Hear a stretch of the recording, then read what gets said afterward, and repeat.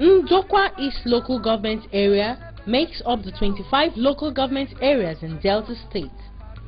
Majority of the population of this council area live in the riverine areas.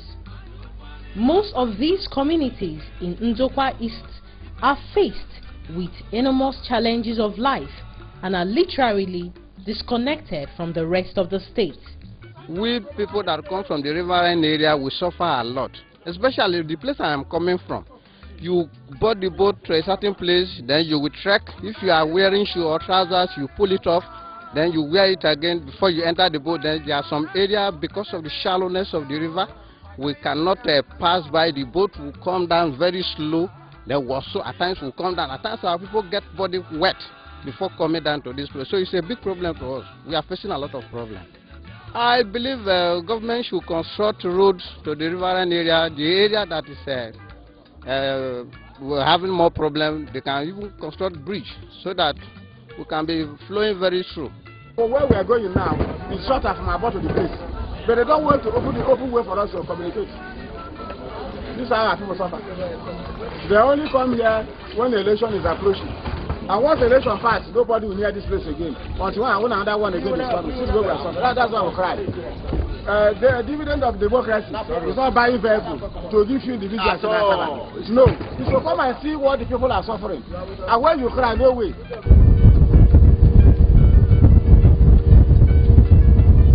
One of these communities is Asabise. The rivers surrounding this community provides the only economic values to the life of the inhabitants through fishing and, in most cases, farming. This ongoing shore protection project being undertaken by the Niger Delta Development Commission at the cost of 1.2 billion naira is the only project visible in the area.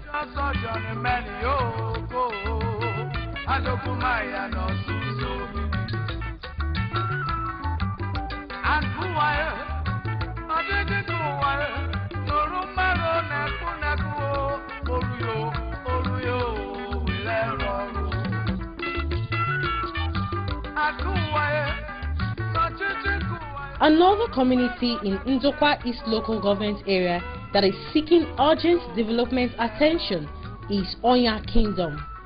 It takes 45 minutes on a speedboat at the exorbitant fare of 1,000 naira per head from Asabise to Onya Kingdom. These locally made wooden steps, dangerously overlooking the River Niger, is the only entrance into this community. Because of the terrain, these communities are locked out from other parts of the state. The children will suffer for this community too much. Now, no road, no water, no light. Then the community they form. See the house as it be now. Now they fear. I don't know the day when it will happen for here. The boats then they pass 24 hours. Nothing. So the thing tire me. Me now from Lagos, I can't look my mother here. Now they find way to, my mother don't die now. And they find way say me I go come out because it's too much. No road, nothing. Infrastructure and social institutions are the challenges facing majority of the communities in Ndokwa East.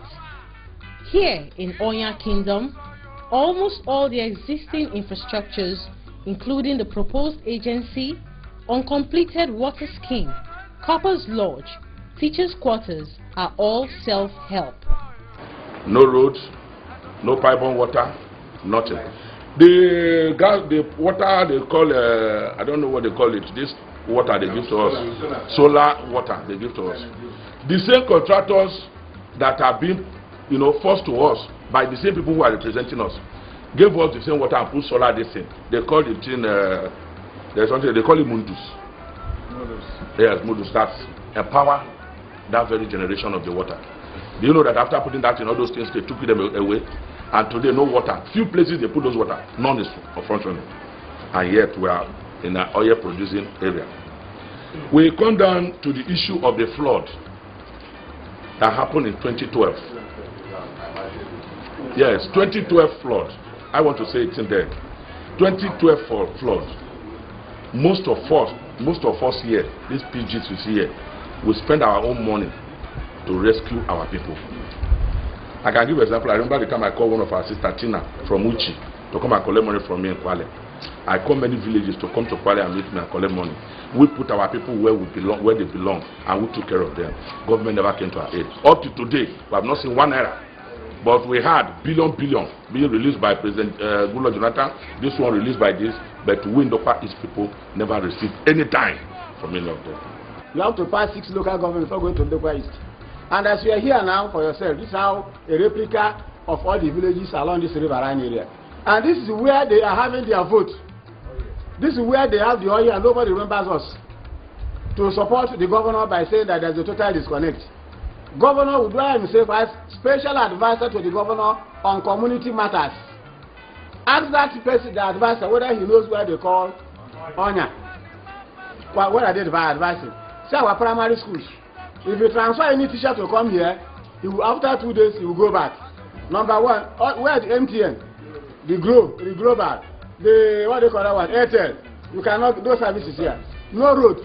From here to Abo, it's just a short distance. But we cannot go because there's no access road from Abo to this particular place.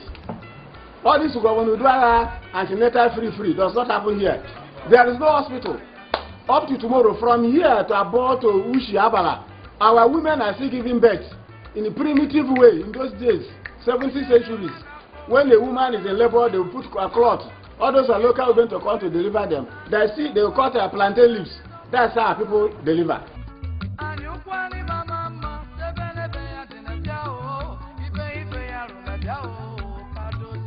The only primary and secondary schools which exist side by side are currently under threat from the rivers which constantly encroach into the communities.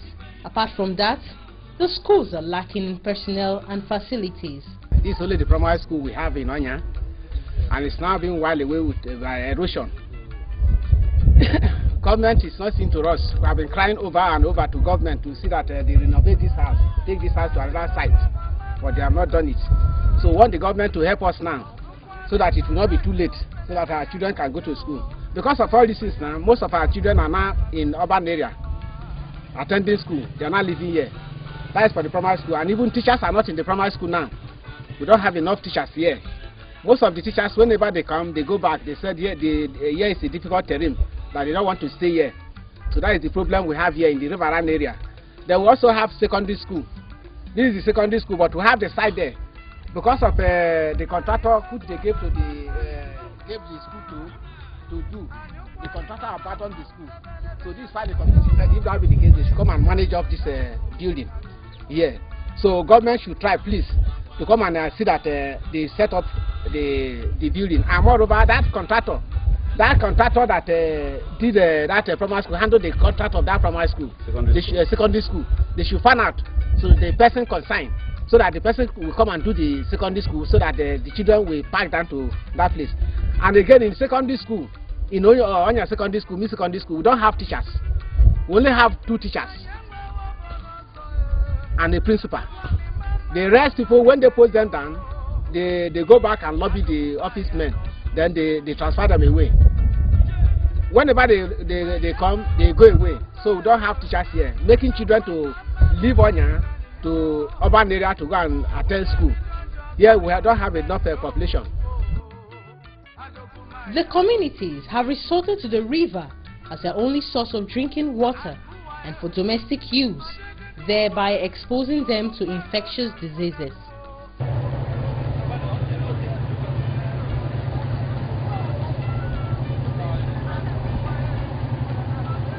The activities of this fleet of crude oil barges, which navigate the rivers on a daily basis, have been blamed for the ecological and environmental problems facing these communities.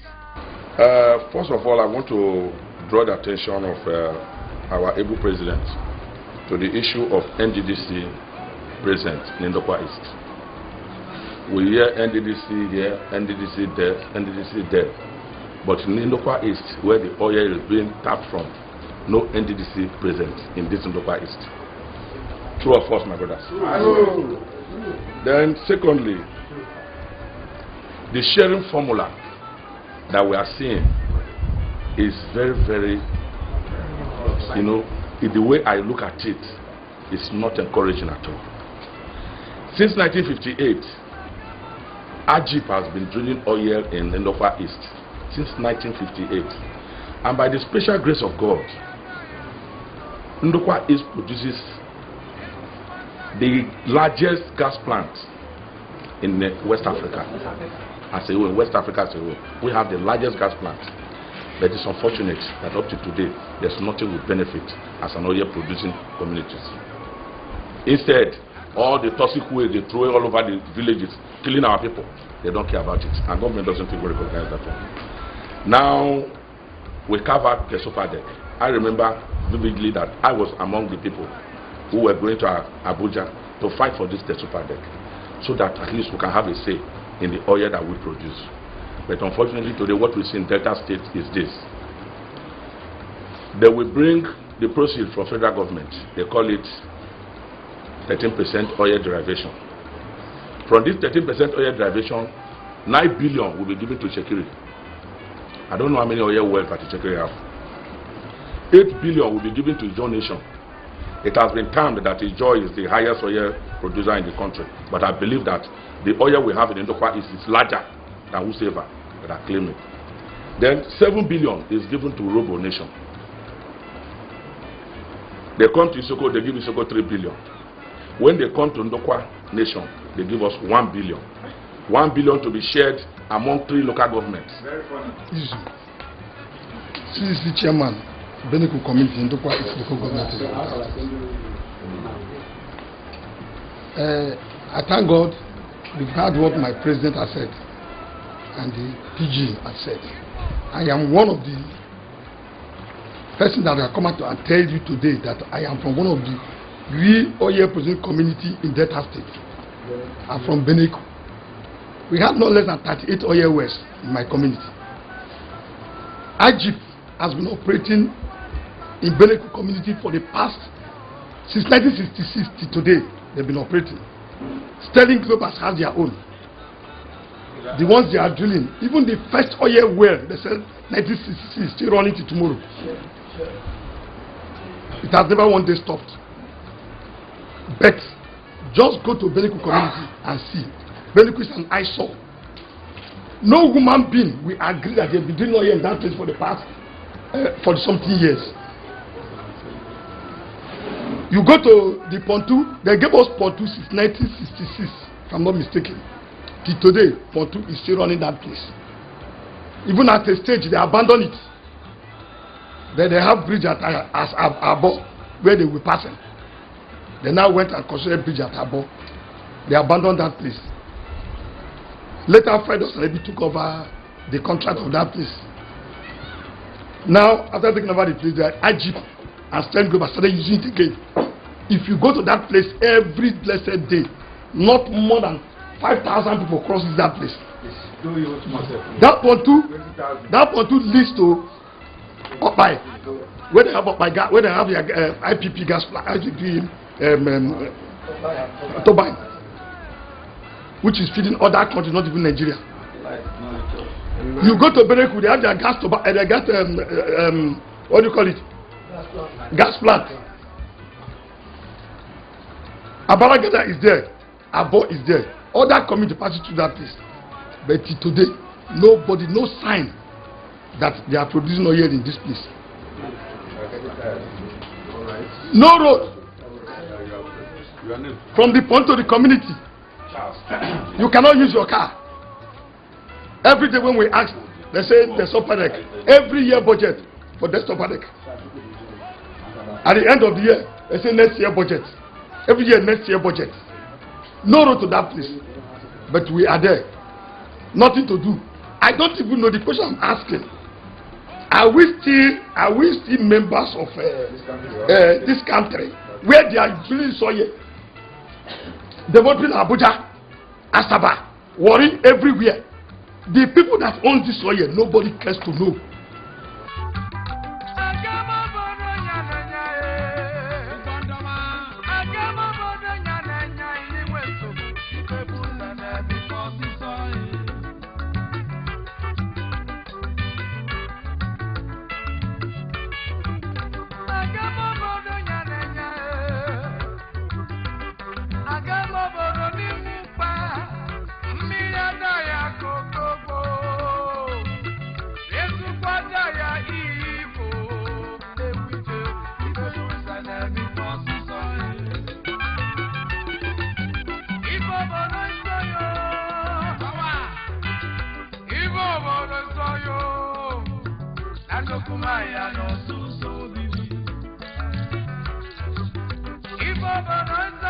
In a bid to articulate measures and find lasting solutions to the problems facing these communities, the men and women representing different clans in Ndokwa East have taken their destinies into their own hands. We thank God today now that it was not raining. If it were to be raining, from Asaba said, as we enter that speedboat, from there rain will beating us until we reach the place. And the one manner will climb this particular step, unless you have a strong finger leg to grab the ground, you will not be able to climb up. Our women cannot go. That's the only way we get the water to drink.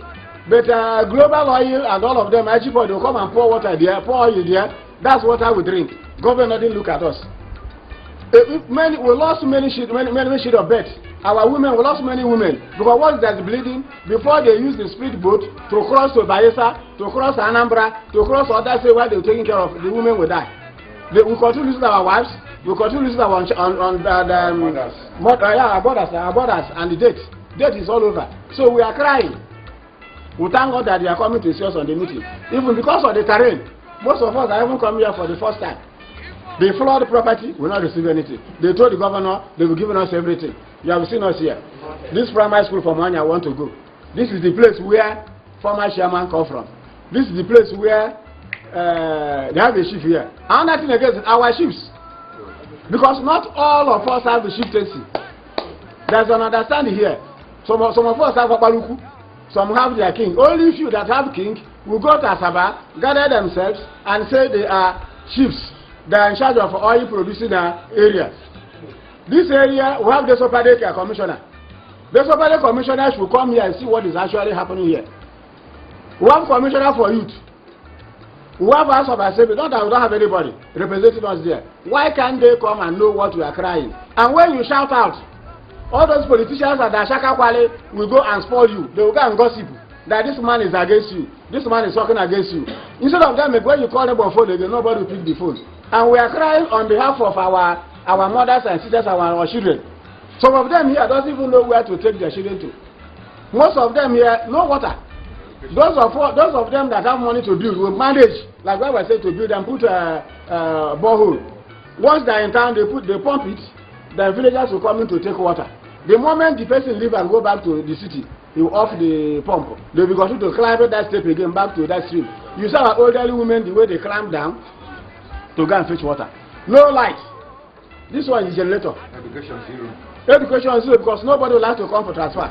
So they should link up with the road. They should rebuild our primary schools. Our children doesn't know where to go. All the antenatal, Odwara is shouting, free antenatal. It has something to do with Ndokwa East River Rhine. This is Ndokwa East River Rhine area. Nothing to, if you want to have hospital, where are they going to? When a woman is pregnant, they will be giving them herbs because there's no medical drug to attention. From herb, they will deliver. So there's nothing. Erosion. When the Starling global ship will pass, the wave from the ship will continue chopping the sand. Erosion continue going. And when you stop them, all of them, both of them are dangerous. They will begin to shoot gun. So I want to send a message very clearly to those who are representing us that enough is enough. We have retraced our step, and today none of them will come and fool us anymore. We have one accord that whosoever we know that has good character is the person we are going to support. And when we speak, our word must be obeyed by all the communities that are under our umbrella. Thank you very much.